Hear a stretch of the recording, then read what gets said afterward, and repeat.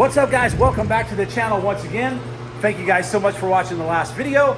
I really appreciate all the views, and Sherry's really loving the comments and all that that EV Tesla stuff. So it's not what we're switching to as a channel, but like my friend Kyle said in one of his videos, Kyle from the Boosted Boys, if you guys don't work on other stuff and evolve, your channel will always just stay the way it is. So we try to do a little bit of everything: sand car content, drag racing, now EV stuff. And I don't know if you guys saw this in one of my last videos or not, but or if I told you guys this, but I'm a mini trucker. I've been a mini trucker my whole life since I was a teenager. Always been into mini trucks. I was in a car club back in the day in Southern California called Visual Perfection. Was in the SoCal chapter for many years, and just always around mini trucks my whole life. So now that I've got to the point where I'm at today, I bought another mini truck.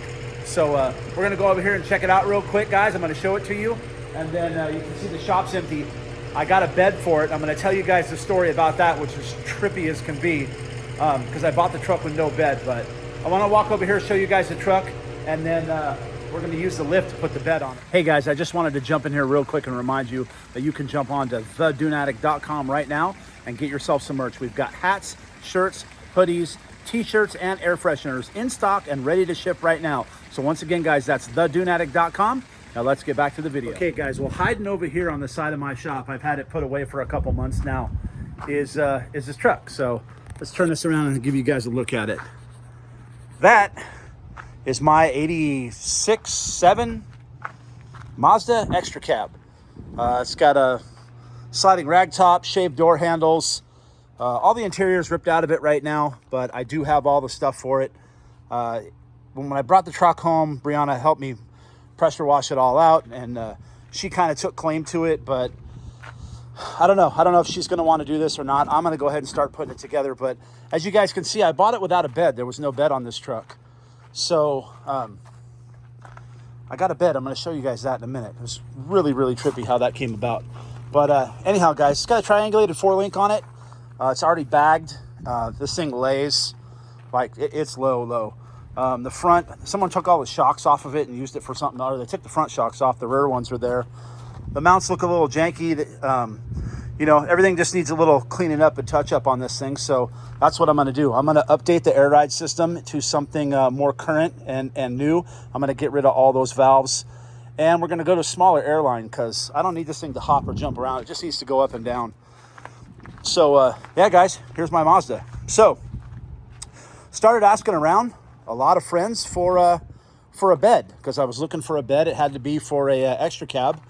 And then a buddy of mine says, hey, I know someone that has a bed in California. And mind you guys, I bought this truck in California from a friend of mine that was in my club years and years ago. Jason, thank you so much for the deal on the truck, bro. And then it had no bed on it. So I started asking around some other friends, some other guys that are into mini trucking and stuff. And I had another friend say, hey, I know someone who has a bed. Turns out that it already had the bed floor raised because it was in a truck that was step notched. And I was like, oh, well, that's sweet because my truck's step notched. So that bed will probably just drop on here. So it took me a couple months to get everything lined up, the logistics to get the bed here. I got it for free. They just wanted to get rid of it. You guys, you're never going to believe it. My buddy comes driving over here and he pulls into the backyard with his trailer, and look at the bed. I was like, no way, dude. These are two separate groups of people that don't talk to each other. But that paint sure does match that paint. And so I walked over here and checked out the taillight wiring, and someone had put spade connectors on this thing. And I walked over to the truck, and those matching spade connectors were right there. So this is the bed off of this truck. I walked back here and I checked out the white paint there. And then if you look right over here, friggin' white paint. So this is the actual bed from the truck that I bought. What are the frickin' odds of that, dude? I was tripping out.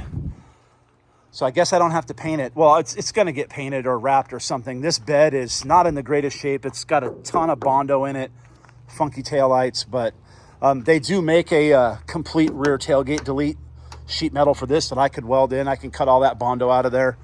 Or maybe that's a another project for our girl Kirsty from Kirsty's Cars. But in the meantime, guys, this bed is so heavy, I can't lift it or move it. So I'm gonna move the trailer into the shop. I'm gonna use my lift inside the shop, lift the bed off, and then I'll get the Mazda in there. We'll drop the bed down onto it. So stick around, guys. We're gonna get this thing lifted up and placed on the truck. Guys, so I got the mini truck pulled into the garage, got the bed off the trailer, and it's sitting on my lift. So we're gonna go ahead and back the truck up, go ahead and get this bed lowered down onto this thing and make it whole again. All right, guys, well, I got the bed bolted on, and I went ahead and aired this thing down and laid it out. Give you guys a good look at this thing down on the ground. So yeah, I guess the cat's out of the bag. I'm a mini trucker. Been a mini trucker my whole life since I was a teenager. Believe it or not, yeah, that's how I met my wife, actually, mini trucking. I never really owned a mini truck though. She did. My wife had an S10 on IROC wheels back in the day that was lowered. But I had a Bug. I was a Bug guy. And then I got into Hondas right after Bugs. But I've always loved mini trucks. I've always worked on them. All my friends had them. I did tons of stereo systems. I used to compete in the IASCA, the International Auto Sound Challenge, in the SPL contest. Build big walls, you know, like 8 or 10 12s back here, and do SPL stuff back in the day. It was a lot of fun. Had a lot of great memories from mini trucking. But so now I've kind of got a car for every flavor. I got the Bug if I want to go racing, or the Honda. Got the mini truck if I want to go hang out with my mini truck friends. I got my Chevelle out there. I want to go hang out with the hot rod guys. Always got options. That's right. Brianna said you got options. So, and I got, Sherry's got the Gia. Yeah, we have too many cars. But it's not a bad habit to have. Yes, it is. Sherry says it's a bad habit, guys. You think it's a bad habit to have too many cars? I don't think so. Yes. She says yes, it's a bad habit. Brianna says. So we have one no. Sorry, guys. One no. One yes, it's a bad habit. One no, it's a bad habit. Another no, it's not a bad habit. So we win. It's 2 against 1. So more cars it is. So you guys, I'm not going to be working on this a whole lot. You know, here and there. I have all the interior pieces for it. The guy I bought the truck from, I'm not quite sure why they took it apart. I think he was just going to redo the whole truck. But for me, I'm just going to put it back together and rock it. The motor does smoke. I've done some research on motor swapping this thing. I know I could K-swap it like everybody K-swaps, but they make they don't make, but it's a bolt-in deal. The FE3 motor out of the Miata or the Kia bolts right in this truck. Makes it fuel injected, gives it a little bit more horsepower, mass air, you know, real good drivability and reliability. So I think that's the route we're going to go, because those motors are cheap. They're like $300 to $500, and they bolt right in. The only modification you have to do is set something up for the crank trigger. You got to drill a hole in the side of the transmission and bolt the crank trigger in there. But other than that, it's pretty straightforward and simple. I've done some research on it. So that's probably where we're headed with this. And if you guys over there at Acura are watching, I sure could use an updated air system for this truck. So hit your boy up. So anyways, guys, that's going to be it for the mini trucking content for right now. But I wanted to give you guys a little bit of sand car content. So I'm currently working on the copper car. I am doing it for the client, and I am representing a client for the sale of this car. I do have a potential buyer coming over this week. This is a very expensive car. It's in, I'll just say this much, it's in the $100,000 plus range. So there's a couple things I've got to do to it before the client comes, or the potential buyer comes to look at it for the client. Like I showed you guys before, this car had the Holly dash in it. It's actually the same Holly that's in my car. My Holly came out of this car. He switched to this style of a cluster, and I think this is a Dakota Digital. He likes that analog style so he can see it. So they just had a lot of trouble flush mounting it, and since we had placed the gear indicator right here next to it, they couldn't flush mount it, and they had actually put some holes up here to try to mount it in a way that the owner liked it. So what I'm going to do is I'm going to go ahead and make an aluminum panel that covers the top of this and the front of this. So then I can reflush mount everything and move the gauge over, basically do whatever I want. This is for the gauge cluster, that'll get mounted. And then this is for the electric steering, that'll also get mounted. But I'll put an aluminum panel over this and paint it black so it matches the rest of the car. I got the doors all back together, door panels back on, and I went ahead and used black bolts so they kind of blend in. So when you do inside door panels like this on a sand car, you have two routes you can go. Joe did these doors, and you can go two routes, right? You can either flush mount or hide. You can hide these bolts by welding studs to these aluminum panels, and then you can put them in from the outside and bolt them down here. Or you can get rid of all these Zeus tabs by welding studs to this aluminum panel, putting tabs on the inside and bolting them in from the inside. So you can choose one or the other. On this car, for some reason, we didn't choose either. So it's bolted and it's Zeused. If I was to redo these panels, I would get rid of all the Zeus tabs in this and flush mount them. I am gonna do a couple more cleanup items, get this car all cleaned up and ready. It had a few things that needed to be done.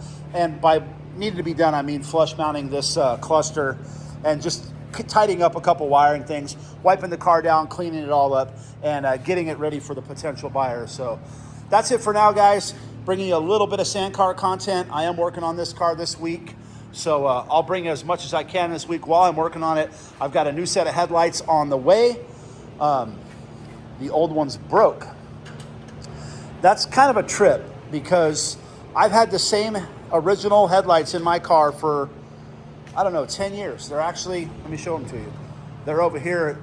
Mine are actually mounted in my hood now because I had a hood that raised up and down. You guys saw that in my car. But they never broke. And I think what happened is we always leave these bolts that bolt the headlights in, we leave them loose.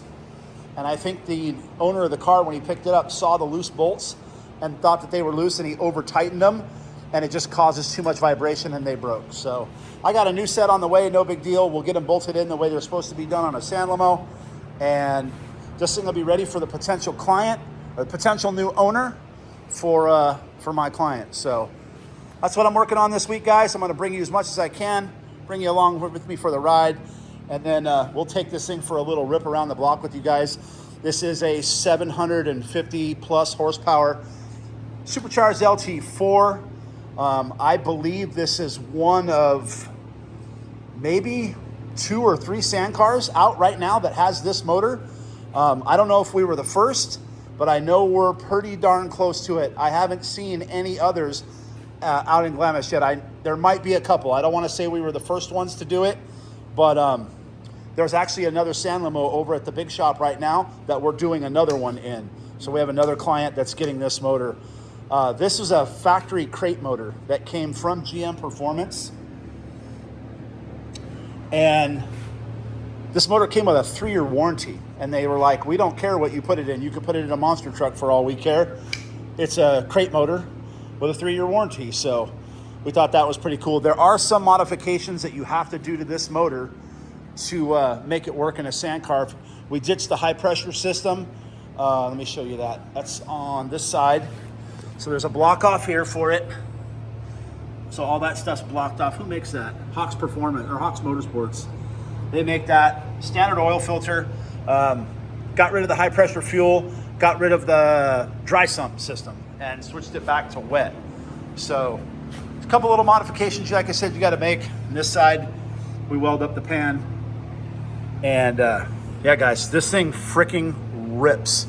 Absolutely rips. This is probably the second fastest sand car that I've ever driven. I've driven a 1200 horsepower twin turbo. What is Mike's car, babe? From storage across the street.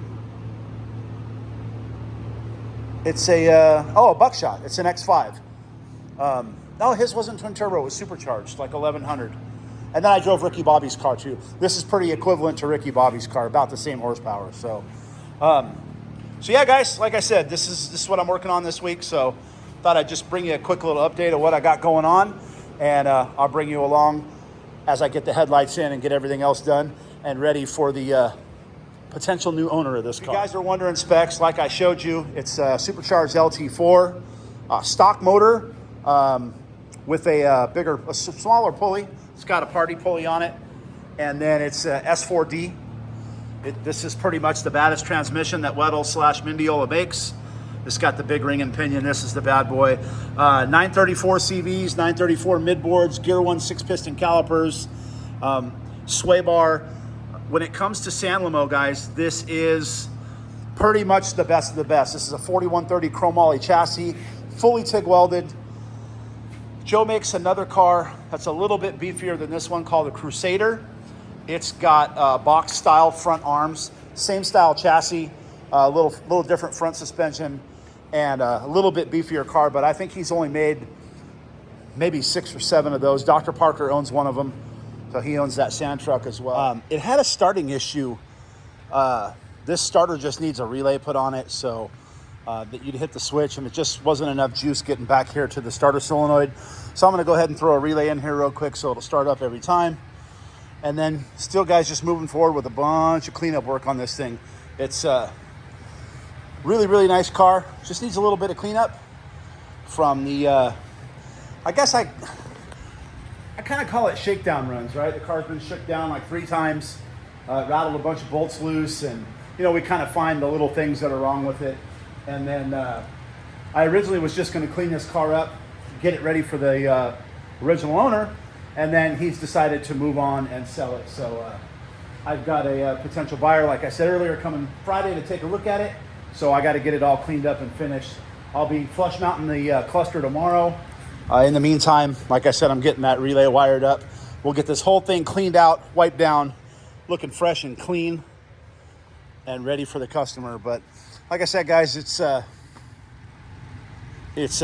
what little sand car content I do have. As you guys can see, I've got Chevelle up there on the lift.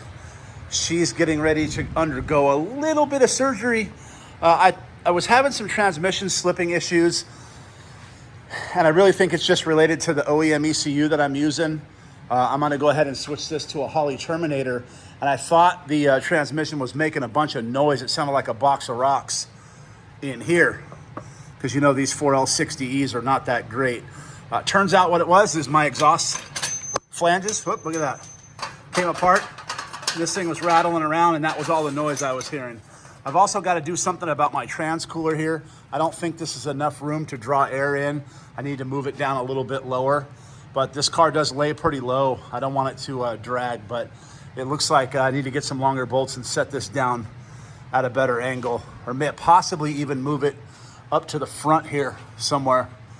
God, this poor thing needs a lot of cleanup work. But yeah, guys, like I said, Chevelle's up on the lift. I've got a bag rubbing right there. It's almost got a hole in it, so I need to cut this frame back a little bit more. It's kind of some stuff that I was afraid to do in my driveway back in California. You see, I cut this side. We've got plenty of room there. I need to cut this side a little bit more. So I was just really worried about cutting out the originality of this car, and at this point, I don't care anymore. I'm gonna cut it up and get it to lay. So getting back to work here, guys. Chevelle up on the lift, and finish it up this copper. Well, I got a relay stuffed in there. Got a new starter put back in it because the post broke off the old one. It's probably why it was having start issues. It probably didn't need a relay, but I added it anyway. And I had to use the most tools ever to put in a relay. Absolutely crazy. Had to get a lot of tools to get that thing out of there. It's kind of jammed in there, but I got it done, and we're moving on to the next thing on the list, boys. All right, guys, so I came in the house to wash up, and headlights showed up. So let's open the box here. All right, well, never mind. I got this box open already. So this is what they look like. Nice freshies. They're going to look really good. I'm going to go out to the garage here in a few minutes and go pop these things in and pop the hood back on the car and give you guys a first look. All right, so to make these work in this front end, we actually mount them to the chassis, which, I don't know. I think on the next car, if Joe builds another car like this, I'm going to try to get him to get the glass guys to put mounts in here That way the headlights bolt to the front end, not to the car. Just a lot of vibration happening here. So anyways, I mean, Joe's built hundreds and hundreds of these cars. He knows how to do these. Mine were that way for a long time until we made my hood retractable, or we made it go up and down. So now my headlights bolt directly to the frame. And as you can see, from a fresh set to my set, been a lot of doing on those headlights. But anyways, guys, we've got to modify these just a little bit. I like to leave this tab here, so that way when the front end goes on, it stops it. And then this little tab, we've got to cut it off right here and then drill a hole in the side of it. That way it'll bolt up to that tab, and then we'll bolt up to these tabs, and we'll have a new set of freshies in this thing ready to go. All mounted up. Like I said, we got the screws in here, and you don't put them all the way tight. That one as well. We use a nylock on there, and you want these things to move like this. Just like this. That way when you're sliding the front end on, these will move a little bit, and once the front end gets around them, they tighten up. But let's turn them on and see what it looks like.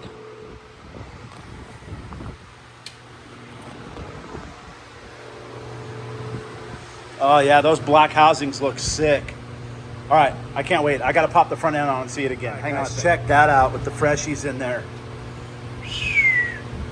I don't know about you guys, but it's just something about the look of the front end of this car. Call me old school. This is kind of like a class 1 style off-road car with that square roof. I just love the way these cars look. That's why now that we're redoing mine, I'm not going to radius the roof. I'm leaving it just like this, but look at that with those new headlights in there. All right, let's turn them on.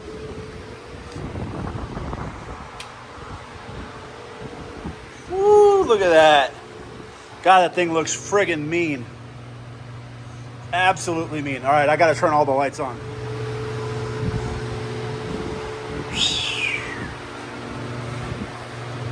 God, this car's got such a mean look to it. Those things are friggin' bright. Can't even stand it. There we go. Turn the light bar off.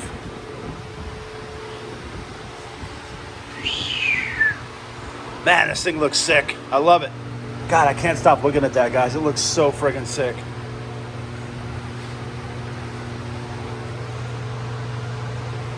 See, now when I look at this, I really get second thoughts about changing my hood, because I'm going from that hood, which is just like that one, to that style. That's the new style hood.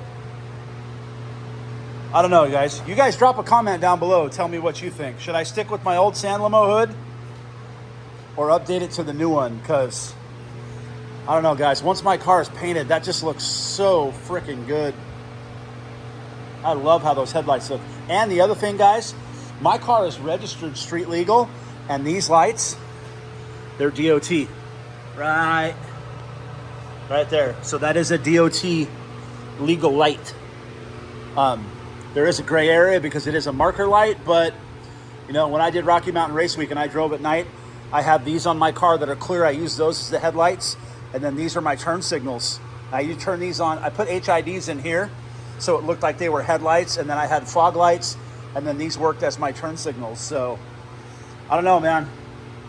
I really liked driving my car on the street, but God, that looks good. So I do have the front skid off at powder coat right now, and that should be back any day. And then this thing is ready. Fire this thing up.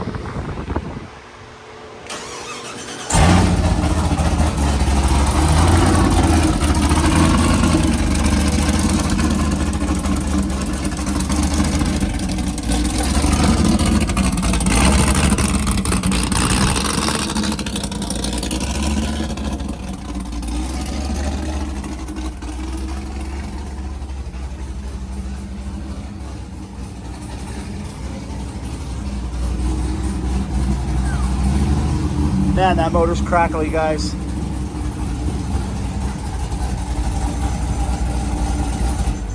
It really, really makes me want to take the LS out of that and put one of these in there. A couple more things to do, guys, before we get this thing washed up and ready for the potential new buyer. Ah, those headlights look sick. All right, guys, so for now, the mini truck is put away. She's sitting up on the trailer. It's gonna stay there for a little while until I can get time to get back to working on that. 6.0 no is gonna need an oil change because we are going out to Colorado at the end of the week to get ready for PFI Speed Fest. Gotta put Razzle Dazzle back in the shop, get it ready for October. Sherry's Tesla's all done. Sorry, it's a little dark out here, guys. And then Garage Find Gia is sitting here on standby. She runs and drives. We're gonna do a first drive video on this coming up pretty soon. You guys saw that Kirsty did all the body work on the front fender, and we have a new wheel arch that we're gonna weld in for the back. So she knocked it all down and primered it just to see what was underneath there. We're gonna get that knocked out and welded, and then we'll have her back out to finish that. And then my bug is in the front garage, so so many cars, so little time. So I do have a lot of cars and a lot of projects going on, and it's hard for me to just stay with one. So that my sand car's over at the big shop getting cut up. I have Wedo over there working on it tomorrow. I'm gonna go over there when I get off work or on my lunch break and put the 930 midboards in my new arms and get that all set up. Like I said, so many cars, so little time. So thank you guys so much for watching. Make sure you give us a like and a subscribe, and we will see you guys in the next video.